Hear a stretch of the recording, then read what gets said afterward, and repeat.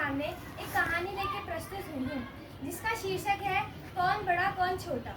एक बार की बात है, एक कक्षा के पहले दिन पर अंक 9 ने अंक 8 को थप्पड़ मारा। तो अंक 8 ने उससे पूछा कि भाई तुमने मुझे थप्पड़ क्यों मारा।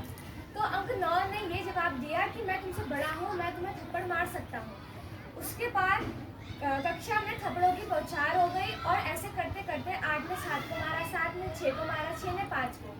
जब ऐसा करने के बाद 2 ने 1 को थप्पड़ मारा तो शून्य समझ गया कि अब मेरी बारी है, तो वह एक कोने में जाके दुबक गया। और उसके बाद जब 1 ने उसे ढूंढा तो उसने कहा, अरे भाई तुम छुपे क्यों हो। तो शून्य ने कहा कि मैं इसलिए छुपा हूँ क्योंकि अब तुम मुझे मारोगे, क्योंकि जैसा कि अंक 9 ने कहा था कि तुम मुझसे बड़े हो। तो ऐसा कहने के बाद अंक 1 ने कहा कि मैं तुम्हें थप्पड़ नहीं मारूंगा, और ऐसा कहने के बाद ही अंक 1 अंक शून्य के बगल में जाके बैठ गया, जिसका मतलब होता है कि वो 10 बन गए। जब सबने ये देखा तो वो सब डर गए और उन्होंने सोचा कि अब तो हम सबको ही थप्पड़ पड़ेगा। इसके बाद अंक 10 ने कहा कि नहीं, मैं तुम में से किसी को भी थप्पड़ नहीं मारूंगा। तो अंक 5 ने उससे पूछा कि भाई तुम हम में से किसी को थप्पड़ क्यों नहीं मारोगे।